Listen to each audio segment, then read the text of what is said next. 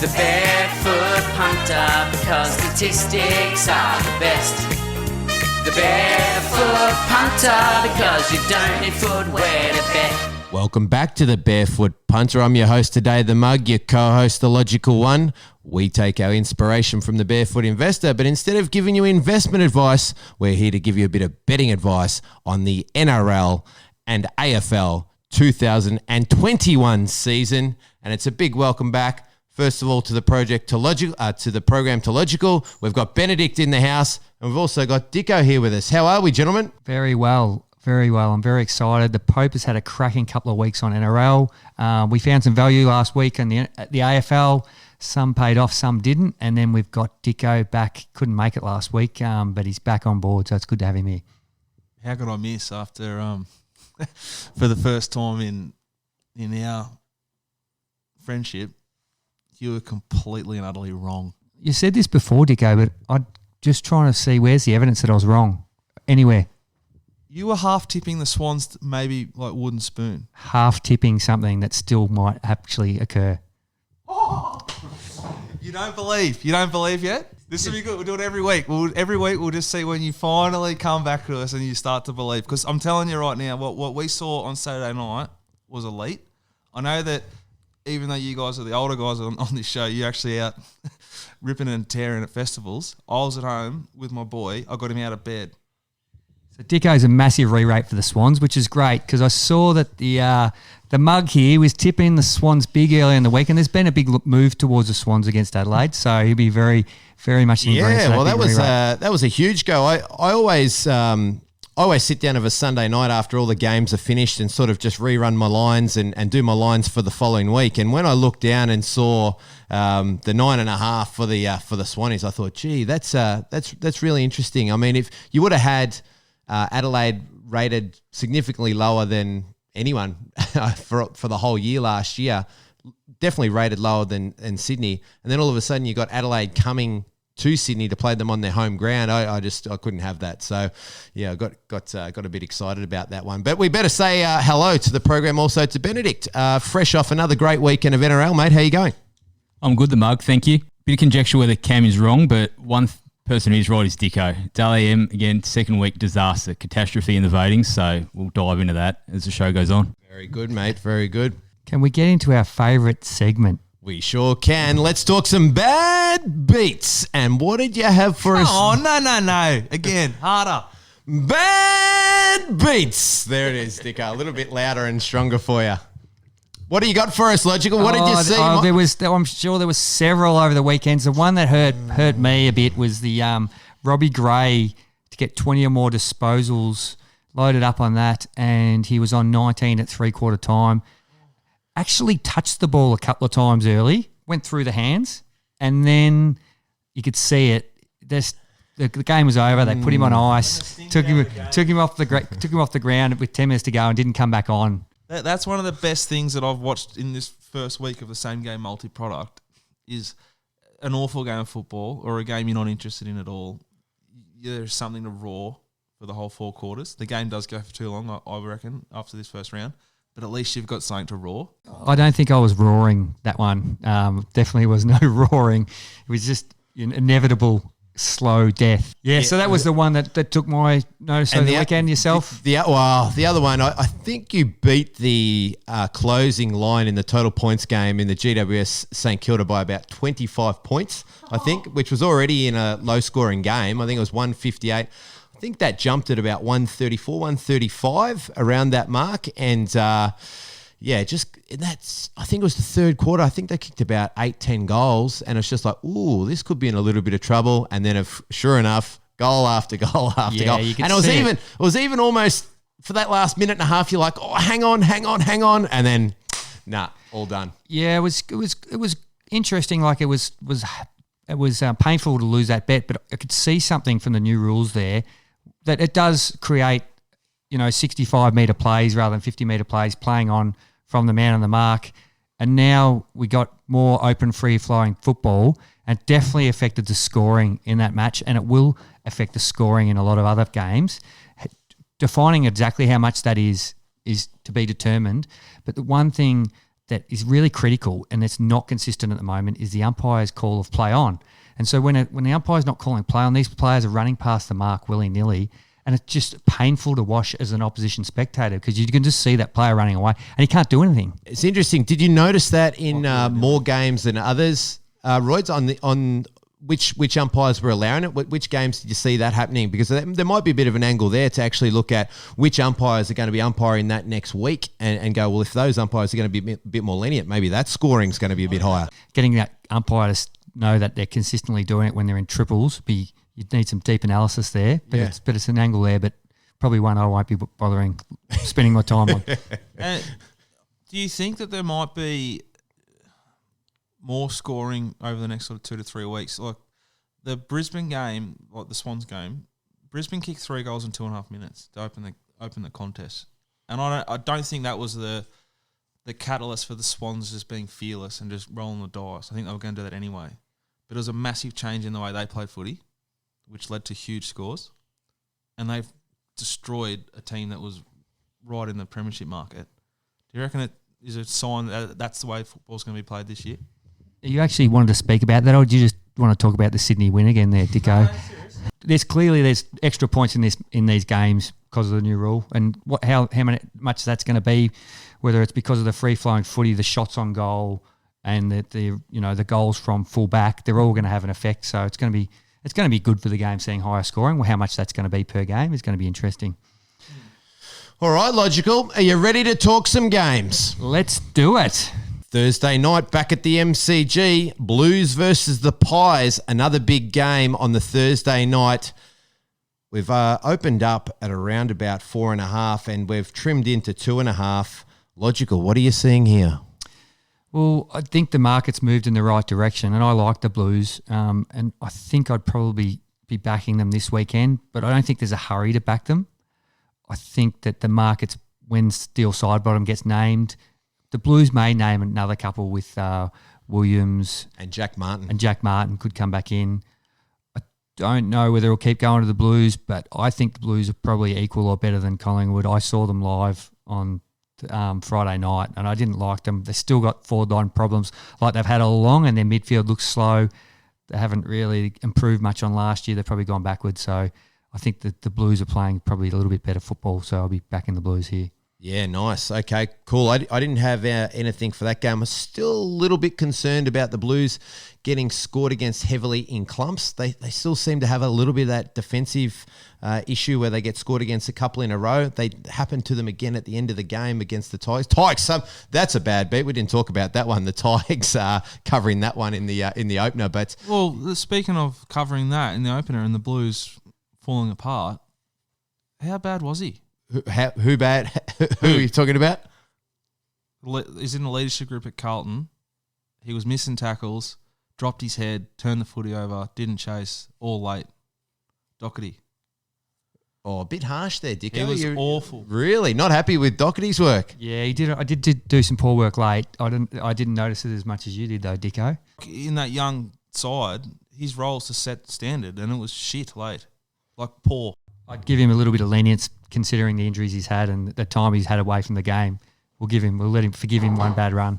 We'll go into the next game, Logical. Friday night, we're taking a trip down the highway, down to the Cattery, and we've got the Cats versus Brisbane. Really interesting game because these sides both coming off shocking losses against what we would think lower teams on the ladder where we think they're going to finish this year. Really interesting. The Cats have opened up at 9.5 point favourite and they've just trimmed up to 8.5. The main man's not going to be playing, we don't think. What are you seeing here? Yeah, the main man's not going to be playing, and also Menengola. This is what I don't like. Menengola is apparently going to play even though being subbed off on the weekend. When I heard about that new rule, I thought that was going to be an automatic 12-day rest. It wasn't until I realised it's only for concussions. Don't like that rule at all. I think it just should be a blanket 12 days. But Menengola is probably going to be 50-50 to play this weekend. They may get Duncan back. I'm not sure. He's pretty key for them, but the Cats are really battling with a few of those out. Brisbane, though, again, I'm not convinced on Brisbane. If this wasn't at the Cattery, I probably would back Brisbane, but just at the Cattery, Like I don't think Brisbane have beaten them down there since 2003 or something like that. So no bet for me on this one. Yeah. Out of interest, if Dangerfield miraculously got cleared, what would that 8.5 turn into? He's probably a 4 or 5 point player, would you say, Cam? Yeah, at the moment. I think at his best he's been worth a lot more, but at the moment he hasn't been flying like he used to. So he's probably not the player he was. So he might be 3 points or something like that. Yeah. I've got down here that I like Brisbane here, but I and I've said this before. I think I said this last year. I've been burnt so many times backing outsiders down at the Cattery that I just don't know if I can pull the trigger. So I don't know. We'll see where that. I'll have a bit of a market watch on that one. See where it ends up. If it somehow drifts out a little bit, if everyone's getting excited on the home team, I might have a go. But yeah, I'd probably lean Brisbane. Yeah, I think we're pretty aligned there. We probably both feel like Brisbane are a good chance here, but the Cattery scares us off. So we're probably looking at Brisbane, maybe bet, but not a bet on the minus. Yeah. Okay, so we're going to skip down to Sunday. We've got the Dogs hosting West Coast at Marvel Stadium. We're pretty solid in the market here, around that sort of 8-9.5 line. Dogs being favourites. I pretty much make this one what it is, logical. I think it's a great contest, but what are you seeing? Yeah, West Coast don't travel well. We know that. And the place that they probably do travel well is Etihad or Marvel. I think that's the place they play best away from home. Why? It's probably because they've got – Dicko just asked why. They're probably because they've got key forwards that enjoy those cleaner, non-dewy, non-windy conditions. That's probably the reason that they do that. And it's easier to play in those sort of controlled conditions. And probably in the past too, they play more there probably than what they play at the MCG. So there's that familiarity as well, I guess. Yeah. Is it easier to travel start of the year? I don't know, but I think it's easier for everyone to travel after last year. I think teams realised that, being in hubs and things, being away from home, it is easier. And we saw that a little bit on the weekend with some upsets away. And probably think at the start of the year too, you probably have more of your more senior list available. So it may appear that they travel better when you start getting into the depths of the season and your list is being challenged, and all of a sudden you're bringing younger guys that are maybe traveling for the first time or haven't played at certain grounds before. Maybe that's when there is a little bit more of an advantage there, perhaps. That might be.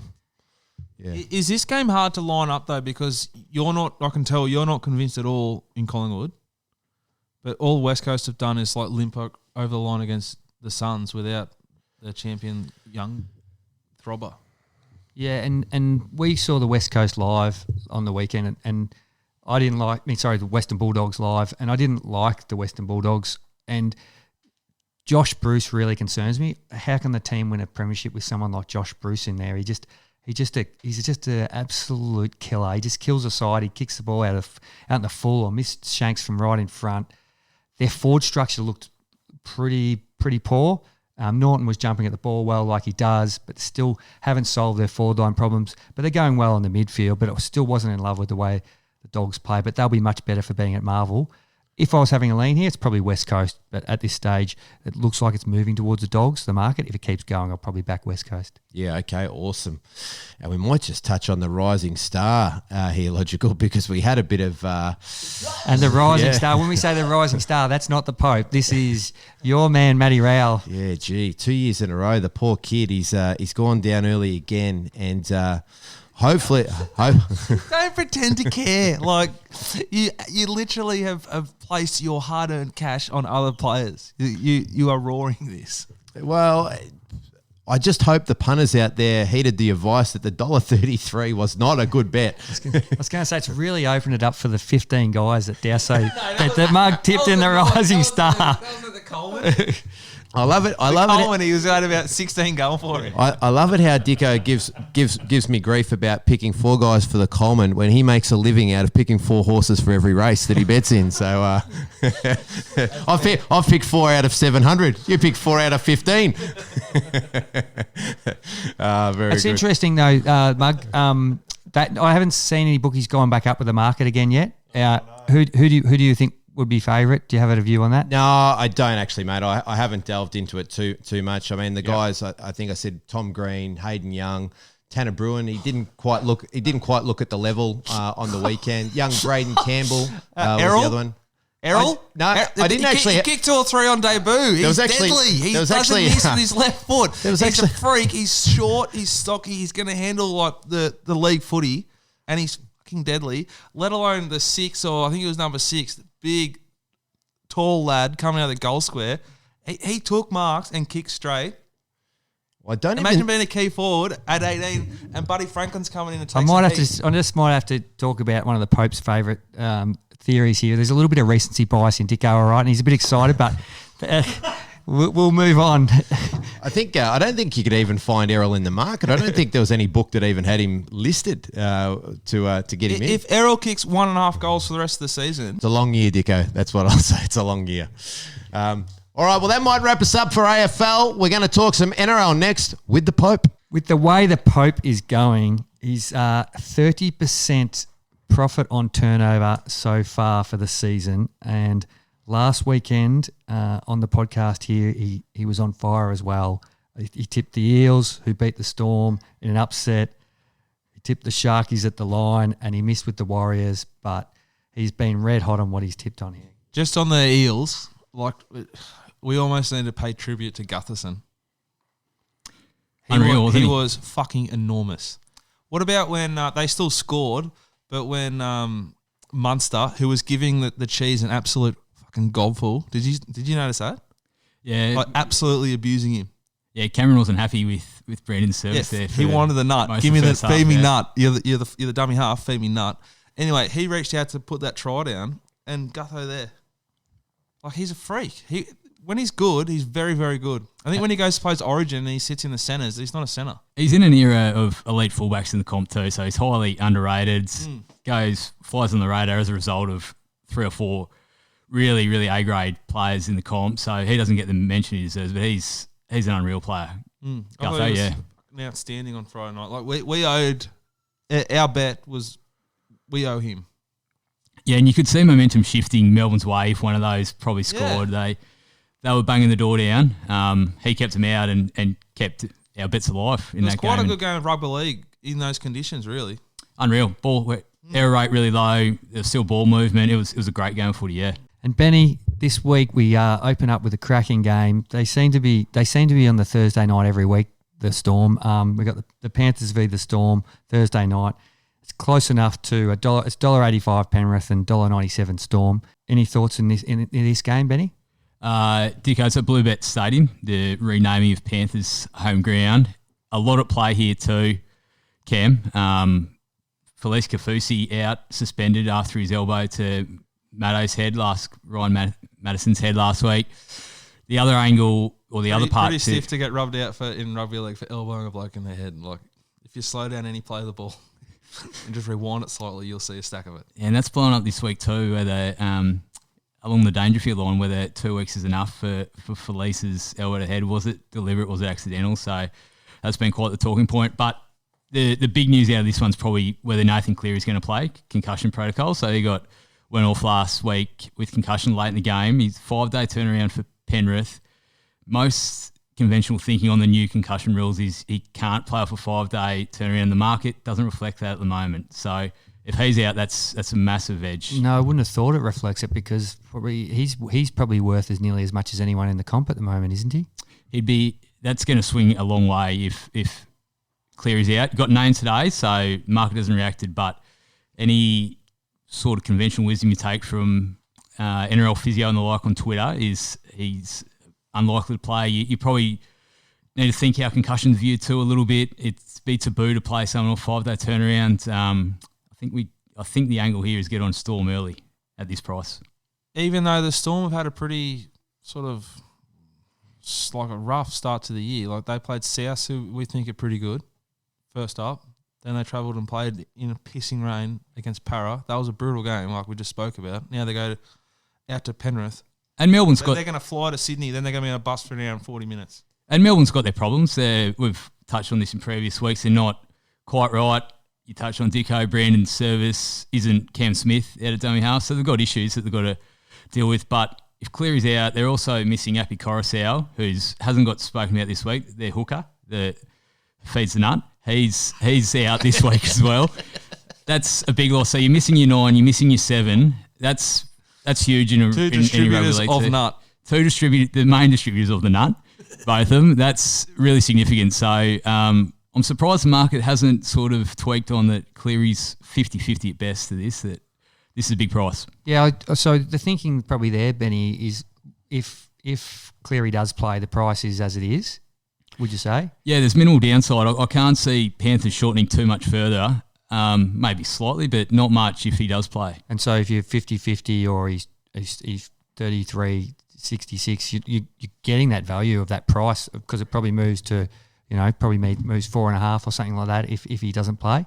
Yeah, it does. Yeah. Whether it goes that far, up to conjecture, but it's certainly, yes, Storm will be clear favourites if Cleary's out. Yep. On top of Coruscant, who hasn't been mentioned this week much, Yep. and the fact he's out for 6 weeks for him, this is there's a significant edge to be had here with Storm, I think. Like the angle. And the other game that you're pretty keen to speak about this week was the Rabbitohs versus the Roosters. Currently got the Roosters at 2.5-point favourites in that game. I do think before we let him off the hook, he's a Broncos man, through and through. Live and die by Broncos results, Dicko. Live and die by it. The Broncos had a like an old boys day, like on field they're playing like beaters, and I said we're going to get some of these proper alphas back. And I think they were going to go to the races. Yeah, they're going to go to Eagle Farm on Saturday. So you got 30 current footballers and another 15 ex-footballers descending on Eagle Farm, loading up on piss, and they can't understand why senior management thought it wasn't a good idea. You can see both sides of this argument, can't you?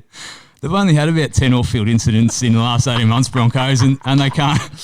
And they're questioning why senior management doesn't. The powers that be above him said no, and now because all the ex-players are in the media everywhere. Yeah, you got the old boys, as they like to term themselves, going on radio and going after management for calling this off. It doesn't seem like a big surprise that they don't want 45 current ex-footballers at Eagle Farm wreaking havoc. It's like we said at the start, every week there's another controversy in rugby league. Like, that's just the best. The fact they're surprised and getting their back up that this wasn't allowed is remarkable. Like It's a sign though where the Broncos are at. Like, they're none from 2, struggling. What's the problem? What are we talking about? Oh, they wouldn't let us go on the piss at the races. This would have been the day after driving down the road to Gold Coast, and even though they lost by 12, they were beaten comfortably. So this would have been the day after that, and everyone's got up in arms about it at Red Hill. And so the Sydney Roosters coming off 2 massive wins too, I think, is that they've just been beating up sides. Tedesco's been on fire. Couldn't not have him in your super coach. What are your thoughts on this game? And they look unreal. They've racked up 40 2 weeks in a row. They are now premiership favourites, so the market reflects how well they've been playing. If you could bet on that, surely he'd be favourite right now for the Daily M. Jimmy T. He should be favourite, but based on how he's playing, you wouldn't do it on the basis of how the Daily M voters go about their business, but based on how he's playing, you would. Elaborate. Again, second week in a row, we've got a significant Daily M error in voting. So out of the Roosters West Tigers game, Dane Laurie, West Tigers fullback, and tried very hard, played well, but they lost by 34. He walks away with 1 vote in the 3-2-1 basis. Luke Keary, who's conducting the orchestra for the Roosters, sort of creating everything that they produce, doesn't get a vote. Distributing nut. Doesn't get a vote. So he walks away empty-handed. He's sort of, as I said, conducting it, running the whole show, and sort of can't be named in the 3 best players on the ground despite his team winning by 34 at halfback. And our good friend Joel Kane complains about Brownlow voting. It's an interesting one, isn't it? Yeah, I think the umpires in the end, when you look at it, the umpires don't do too bad a job sometimes. Yeah, I don't know if you follow Joel on social media, Cam. He's big on the change of the game process. He's sort of been hitting over the head with a stick this concept in recent times. So he's big on it. But something does need to change. There's a real big flaw for what should be a prestigious medal in this process. There's something seriously amiss. But back to Roosters this week v Rabbitohs. As I said, racked up 42 weeks in a row. They look highly impressive. And this moved over the course of the weekend while they were beating up on the Tigers. This was about 1.5. Most of the weekend went to 3.5. I do think it's probably gone too far. So they have played 2 pretty average teams, the Roosters. They racked up 40, but let's see how they go against one of the big boys, being Rabbitohs. Last time they met, I don't take a lot of merit in previous games, but Rabbitohs won by 50 end of last year against Roosters. So not a lot's changed in personnel. I'm prepared to find out how good the Roosters are by betting against them on the Rabbitohs at 225. Yep. Early in the year last year, though, same sort of scenario. Roosters pumped them Yeah, at the SCG. Remember? I do. 12 months ago, a long time ago now. Again, when all else fails, when looking at rugby league logic, you go to your spine for me. So you're 1, 6, 7, 9. And some of its reputation, but Rabbitohs looks a lot better than the Roosters. So Roosters missing a couple. We've got a young 5'8" Lachlan Lamb, young hooker with a couple injuries. The rest of it, on the other side of the ledge, you got Reynolds, Walker, Cook, and Latrell at the back. That's pretty impressive. 1, 6, 7, 9. They're playing at home. Not much advantage at Stadium Australia or the old Telstra Stadium, but 3.5 point underdogs, 225 in head to head. I'm willing to find out how good Roosters are by betting against them this week. And for the Pope's tips during the week, just head to the mailbag.com. As I said, he's been flying. He's been 30% profit on turnover for the year so far. Benny, the Pope, is there anything else you like this weekend? One I will call out is Cronulla Cam at $3 plus at the moment. So playing Parramatta, who were highly impressive against Melbourne last week, but I don't think this would be the price if Chad Townsend had kicked 2 of 3 very gettable goals against Canberra on the weekend. I think this is reflecting the actual outcome as opposed to actually how the match panned out. So I think this is a really big price. I rate them really highly how they've been playing. Cronulla, they've improved significantly on last year for mine. I touched on last week, the angle of the plus, not so much, but head-to-head at $3 plus, I think is really good value in this game. They really got into Canberra's mojo last week. They really changed the game. It wasn't typical Canberra. It was chaotic, that game. There were opportunities for breakaway tries both ways, and like you said, if he kicks straight, they win. That probably on form, Canberra's going to be a pretty solid side this year, and the Sharks could have knocked them off. Yeah, that's right. And they finished 8th last year, Cronulla, but they were a false 8th seed. It was a weak comp, and they sort of trickled into 8th. But they're better this year. Defence, especially goal line defence, which is important in the way rugby league's played now, 6 again rule. You need to be able to turn sides away on your own line. They did that, and they rebounded or counter-attacked really strongly against the top 5 team in the comp. They were really good value for their 2-point loss, and I think this is a little bit disrespectful, this price, even though it is at Bankwest, Parramatta's home ground. Steepest stadium in Australia. The what, sorry? The steepest stadium. Is it really? In Australia. Yeah. Apparently you fact? get vertigo. It's like colonial on drugs, There you go. That's new information for most listeners, so good to know. So I think Cronulla's good value. The stairs are steep. Got the MCG covered, does it? That's 100%. All right. 100%. Righto, that's us, yeah? The mailbag.com.au. The Pope's going at 31% profit on turnover. You can watch and enjoy rugby league all weekend long. And the boys, are we just behind same game multis? Yep, just behind, but you're enjoying contests that you wouldn't enjoy. Like Port Adelaide, that game was over at quarter time. We were watching and we were cheering. It's going to be a good year, guys. Get on board and enjoy it.